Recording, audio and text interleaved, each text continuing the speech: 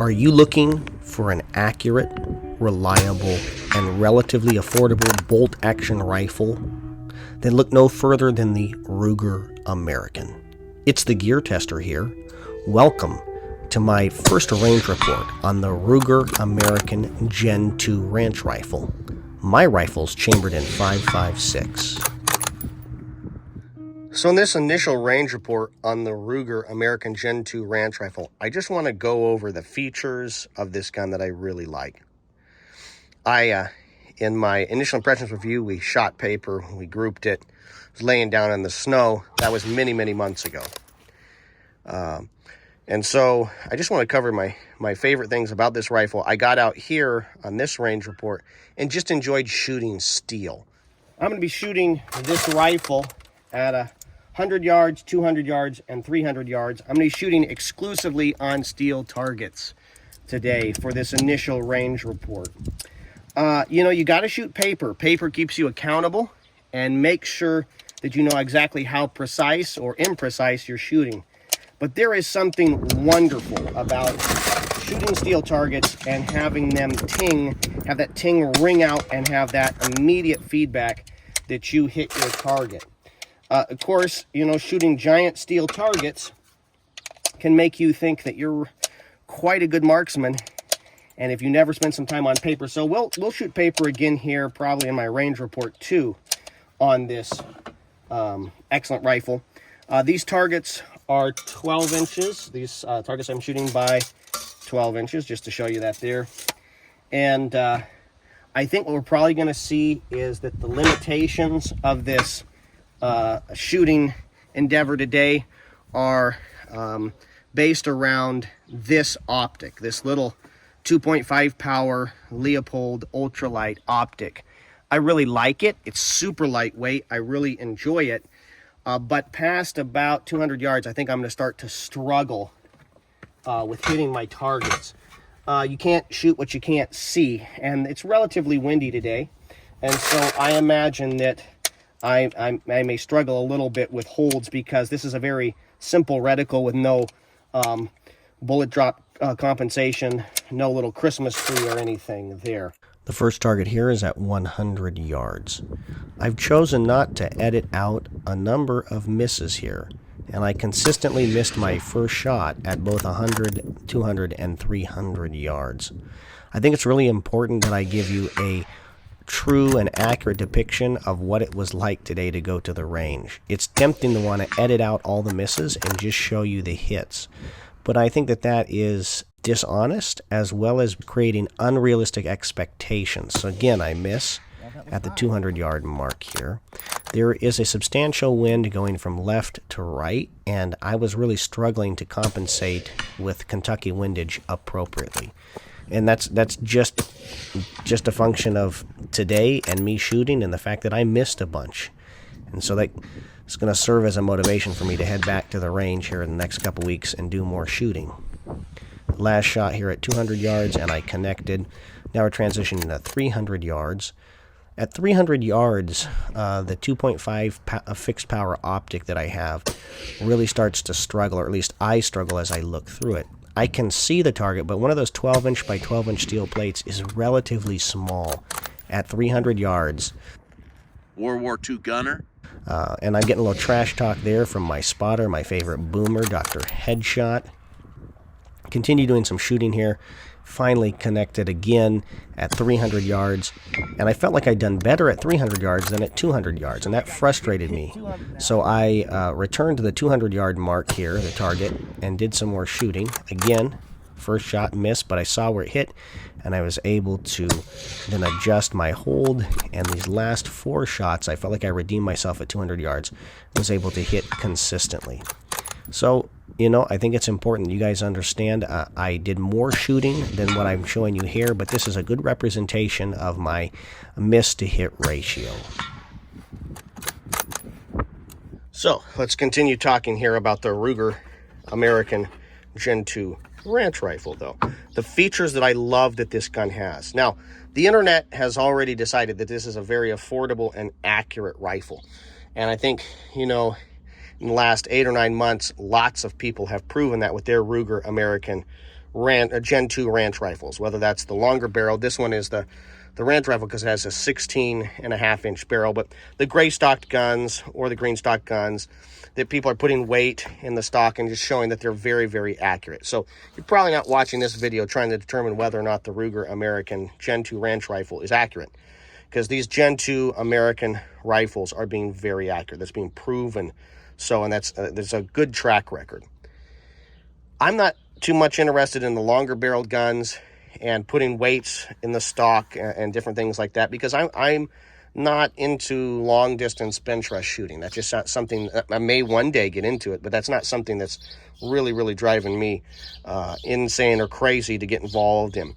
What I like about this Gen 2 ranch rifle is the fact that it's a walking gun. It's a lightweight gun, and it has a bunch of features that I really appreciate that make it great. It's a light enough gun that you can put it on your back, you can hike into a deer stand, and I live in a state where you can hunt deer with 5.56.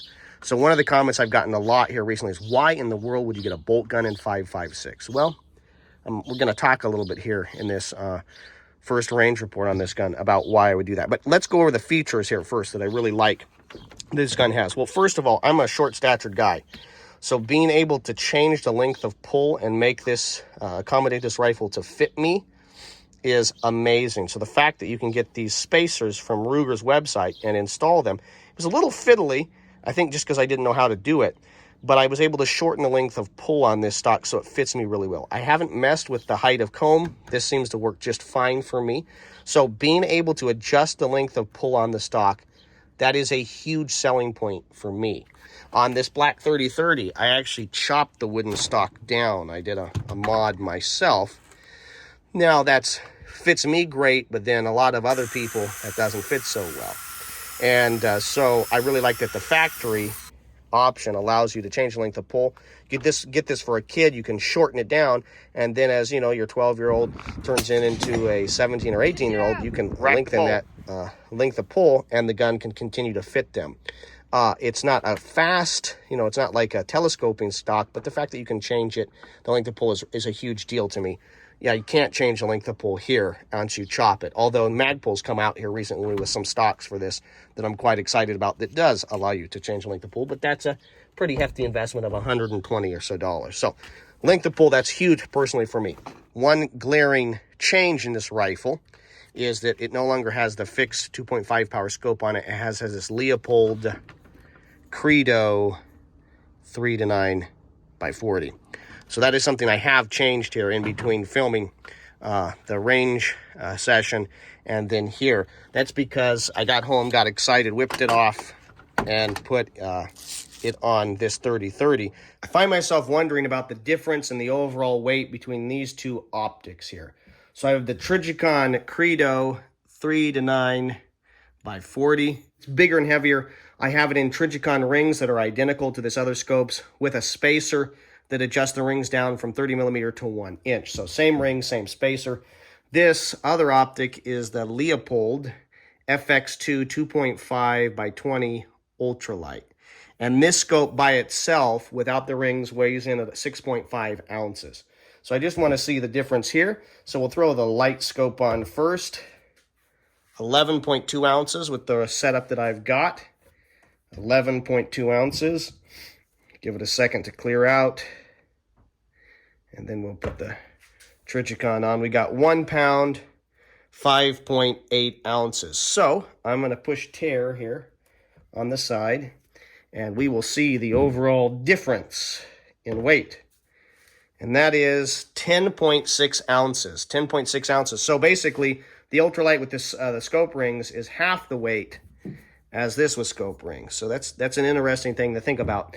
I'm taking this scope off and throwing it on of my Ruger American and throwing it on a Marlin lever action rifle because I'm going to use that 30-30 at basically 100 yards and in. It could shoot further out, but 100 yards and in. And I think this optic is better suited for shooting things that are 100 yards and in. You can push it out to 200 yards, but I struggle today shooting out to 300 yards with my Ruger American Chamberlain 5.56. People have been really worried in my initial videos on the Ruger American Gen 2 ranch rifle with this scope on it. They couldn't figure out why I had this weird spacing on the rings. Well, here's why. Because I'm running it, this optic has been being run on guns that have a rear peep sight. So I have allowed for there to be space there so that I need a little higher rings, and then I need a little space there to be able to accommodate that rear sight. So people have been quite worried about that. Everybody just needs to calm down. But this is the optic that I was shooting in the range portion of this first range report. Hunting season is quickly approaching, and so I'm getting this 30-30 ready to rock and roll from the deer stand. I really like the 3-position safety. I started out shooting bolt guns from Ruger that had a different system, a 3-position system. So you have fire, you have safe, and in this 3rd position, you cannot work the bolt, okay?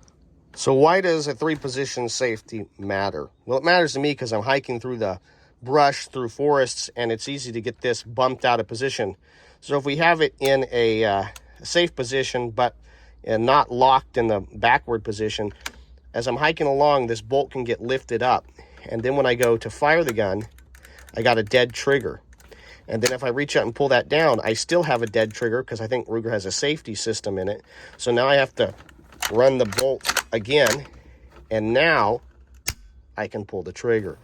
Well, you know, if you're hiking along and, you know, a giant buck hops out and you're ready to shoot, you bring that gun up and you get that dead trigger and everything because it's gotten knocked out of battery, that would be super annoying. So I like the 3-position safety because in the backward position, the bolt can't be bumped out of battery. So when I come up, I just push it all the way forward and pull the trigger.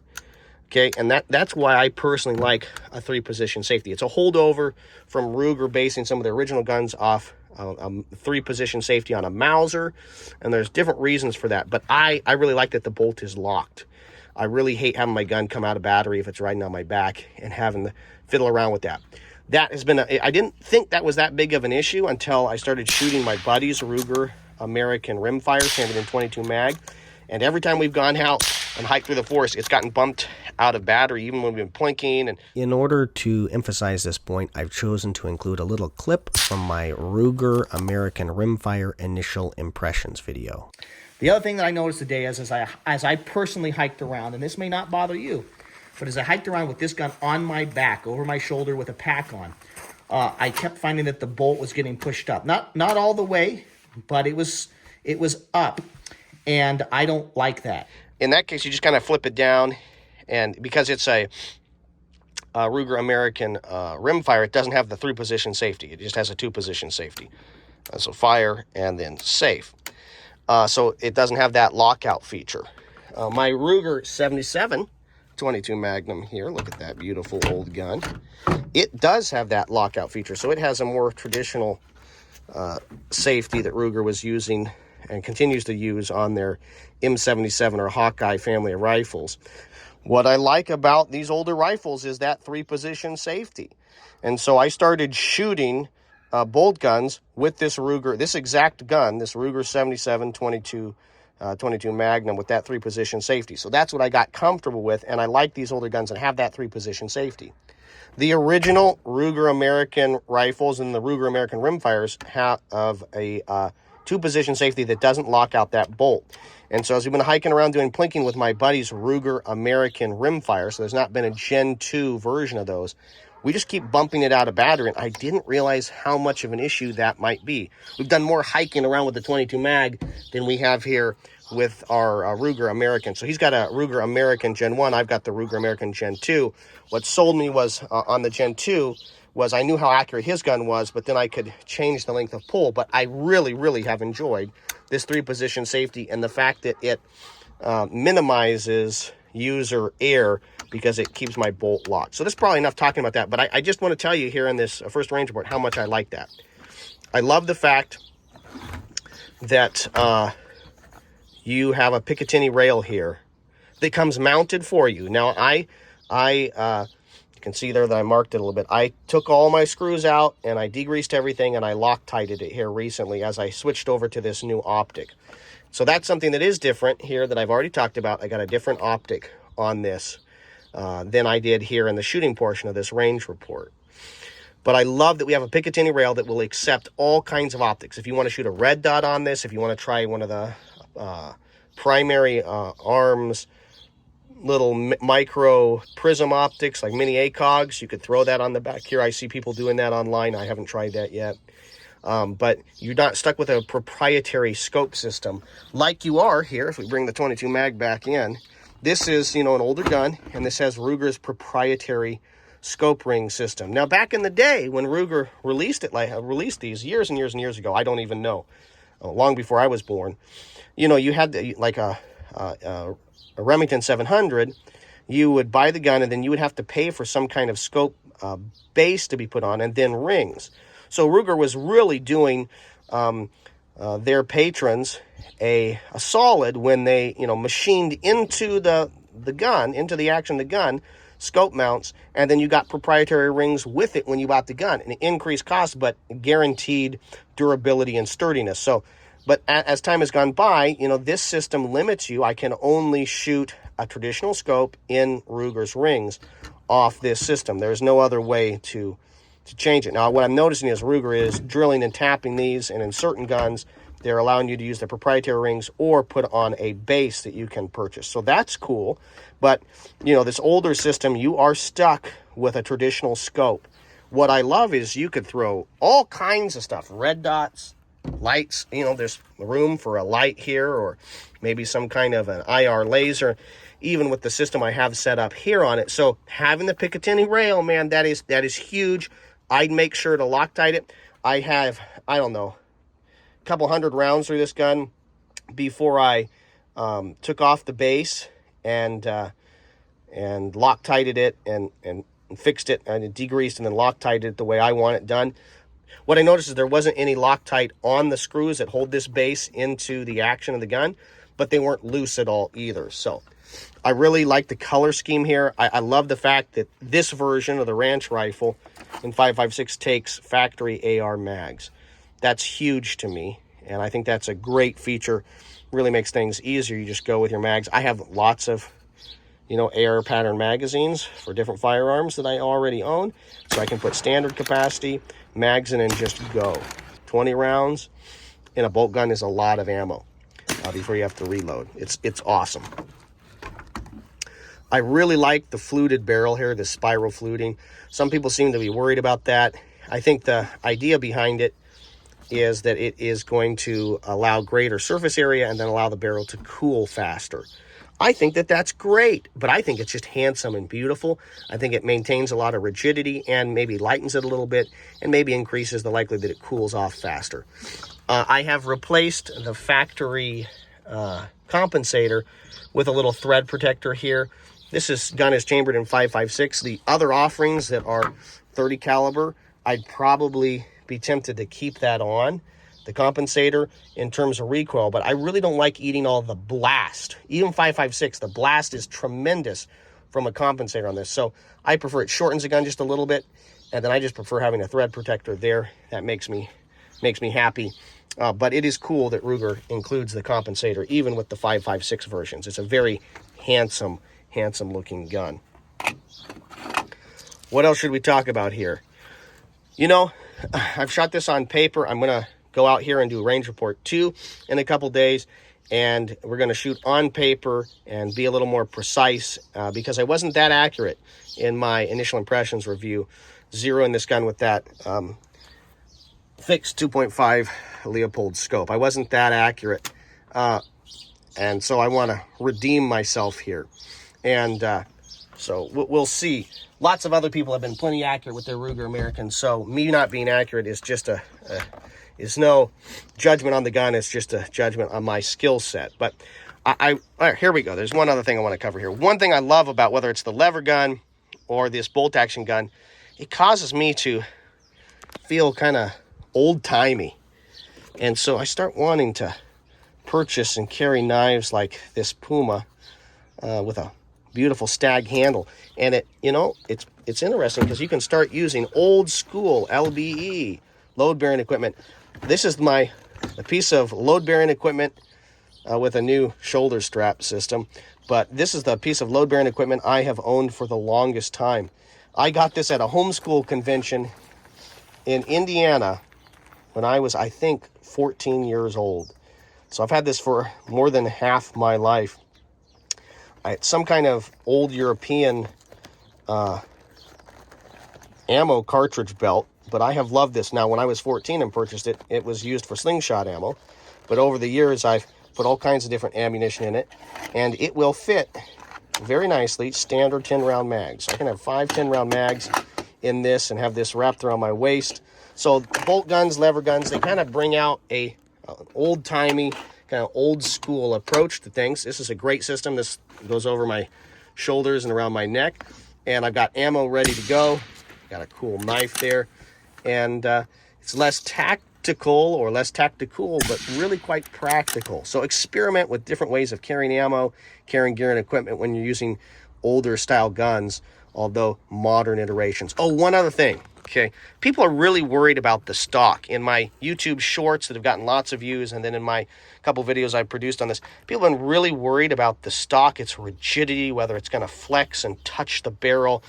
And they kind of want the Ruger American that's selling for, $600 to $700. They want this to be like a $2,000 gun with a solid, some laminate stock that has metal in it so that it doesn't flex at all. And this is a walking gun. This is a super accurate gun. As I'm laying down and shooting out to 300 yards with this, and yeah, I'm not hitting every time, and I'm resting it on the bag, there's not being an issue there. So I think people are making an issue that doesn't exist. This gun is super accurate, okay? Lots of people have proven that. It's a super accurate, excellent gun. Let it be what it is. Don't try and make it into your, long distance precision rifle for 2,000 yard shots. You're being silly. This is a great solid gun. It might even be able to do that. But do you even have a range where you can shoot out to 800 or 1,000 yards? Probably not. It's an excellent gun. I have loved having it. It is $600. It is super affordable. If you're going to buy, a more tactical gun, you'd probably be in the $1,200 price range. So at $600, you can afford a $600 scope, and now you've got a great package. It's been super reliable. I haven't had any failures of feed. I've done some shooting with Hornady ammo here, some Hornady VMAX, and I've been enjoying that. But basically, most of the shooting of the 200 or so rounds I've fired through this gun, most of it's been standard XM193, and it's been really, that's affordable ammo that I think is pretty good. It's been really awesome to shoot it a bunch, and I've shot it a bunch because 5.56, I have a bunch in stock, in supply, and I've really just enjoyed shooting this gun. It's just wonderful to lay down and start getting hits on steel targets, at 100 yards, 200 yards, 300 yards. Just love it.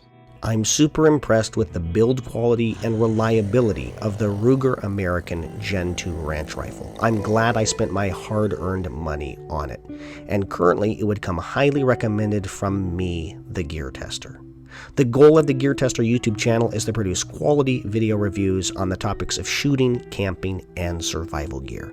If you have any questions or comments, please leave them down below and I'll do my best to get back to you. If you like this video, it's likely that you would enjoy watching other content from the Gear Tester YouTube channel. So you can support my channel by watching other videos.